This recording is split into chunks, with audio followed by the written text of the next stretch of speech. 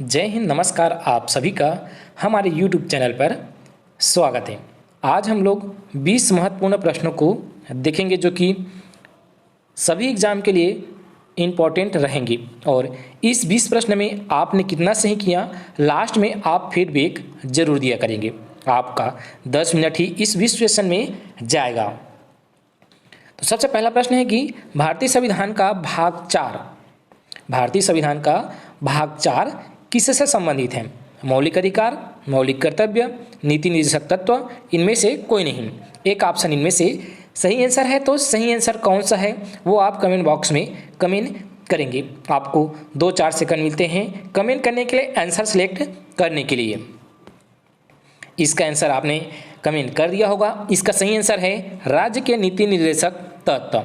यहाँ पर मौलिक अधिकार की बात करेंगे तो भाग 3 में है और राज्य के नीति निर्देशक तत्व क्या है, भाग 4 में है। और भाग 4 क में क्या है तो मौलिक कर्तव्य है। ये तो आपको सभी को पता होना चाहिए। ये मौलिक अधिकार ये है, अनुच्छेद 36 से 51 तक है। अगला जो क्वेश्चन है कि भारत का नेपोलियन की उपाधि किसे दी गई है? भारत का नेपोलियन किसे कहा जाता है? भारत का नेपोलियन, आपको आंसर कमेंट करना है। चंद्रगुप्त मौर्य सही है कि समुद्रगुप्त, चंद्रगुप्त प्रथम, हर्षवर्धन? एक ऑप्शन सही है, आपने सही आंसर कमेंट कर दिया होगा। इसका जो सही आंसर है वो है बी ऑप्शन, समुद्रगुप्त। कौन सा ऑप्शन सही है? बी ऑप्शन, समुद्रगुप्त सही आंसर है। अगला क्वेश्चन है आपके लिए, और ये प्रश्न क्या है तो ये प्रश्न है सूर्य के सबसे निकट कौन सा ग्रह है? सूर्य के निकट, ये सूर्य है, इसके चारों ओर चक्कर लगाते हैं ग्रह। तो सूर्य के सबसे नज़दीक में ये जो सूर्य है, इसके सबसे नज़दीक में कौन सा ग्रह है? तो आपने कमेंट किया होगा पृथ्वी, बुध, मंगल, शुक्र, ये क्रम से है। और सही आंसर कौन सा है तो वो है बुध ग्रह। ये है, ये सूर्य है, इसके सबसे नज़दीक में सबसे पहला बुध आता है, उसके बाद अन्य ग्रह आते हैं। यह देख सकते हैं सूर्य सबसे निकट का ग्रह है और सौरमंडल का सबसे छोटा ग्रह भी है।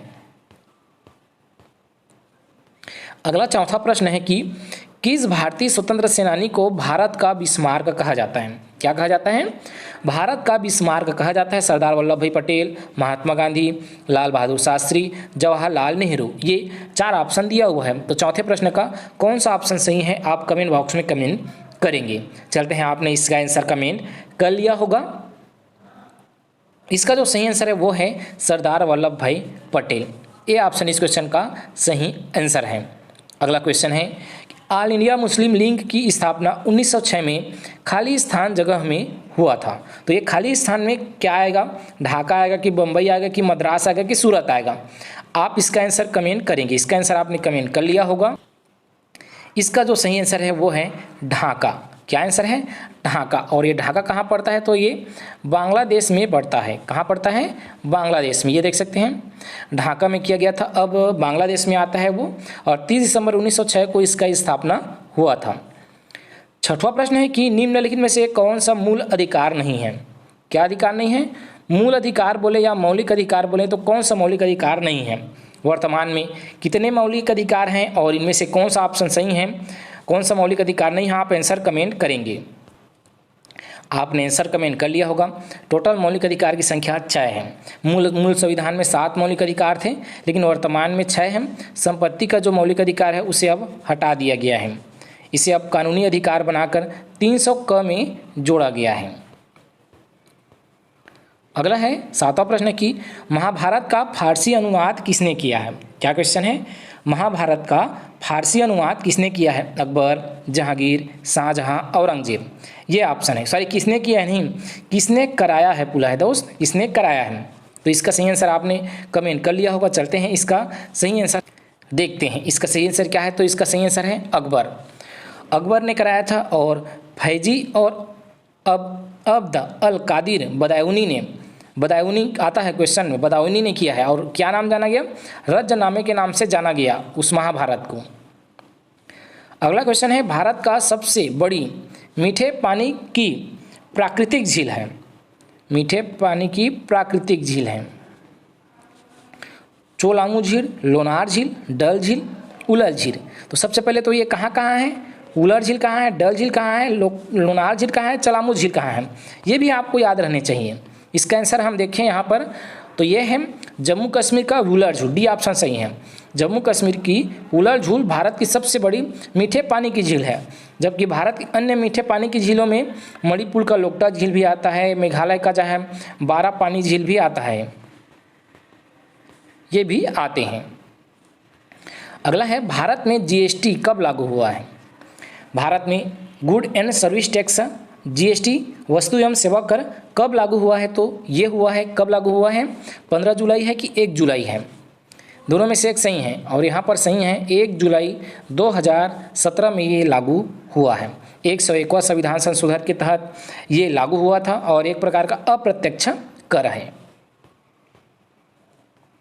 अगला है भारत की निम्नलिखित में से कौन सी नदी बंगाल की खाड़ी में गिरती है। निम्नलिखित में से कौन सी नदी बंगाल की खाड़ी में गिरती है, जैसे कि ताप्ती नदी, गोदावरी नदी, नर्मदा नदी, माही नदी। तो इसका सही आंसर कौन सा है 10वें प्रश्न का, इसका सही आंसर है गोदावरी नदी। गोदावरी नदी जो है अब बंगाल की खाड़ी में गिरता है यहाँ पर, बाकी जो नदियाँ हैं वो क्या है, अरब सागर में गिरता है।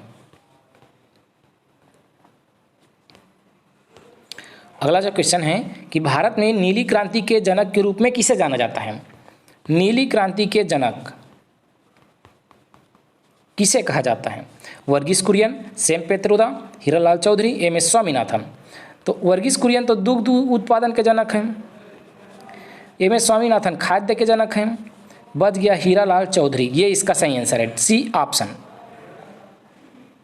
डॉक्टर अरुण कृष्णन को भी नीली क्रांति के रूप में दोनों को कहा जाता है।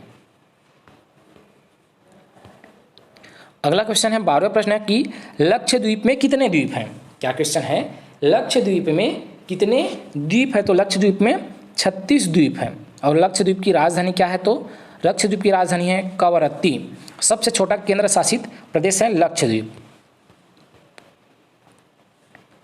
अगला है 13वां प्रश्न कि भारत की किस राज्य की सबसे बड़ी समुद्री सीमा है। ये जो राज्य हैं यहाँ पर राज्य हैं, तो सबसे बड़ा समुद्री सीमा किसका है। सबसे बड़ा है गुजरात का, उसके बाद आपका आंध्र प्रदेश का। यहाँ गुजरात का सबसे बड़ा है, उसके बाद आंध्र प्रदेश का सबसे बड़ा है। अगला कंप्यूटर से प्रश्न है कि इंटरनेट के पते पर टाइप होता है HTTP, इसका पूरा नाम क्या होता है। Hyper text transfer protocol, hyper text text protocol, hyper text transfer protocol, hyper text transfer protocol. तो अलग अलग लिखा हुआ है ना, ये हायर लिख दिया है, हाइपर होगा, ये डी ऑप्शन।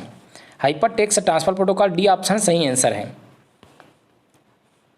अगला है माइक्रो प्रोसेसर किस पीढ़ी का कंप्यूटर है। माइक्रो प्रोसेसर किस पीढ़ी का कंप्यूटर है, तो यह है चतुर्थ पीढ़ी का कंप्यूटर।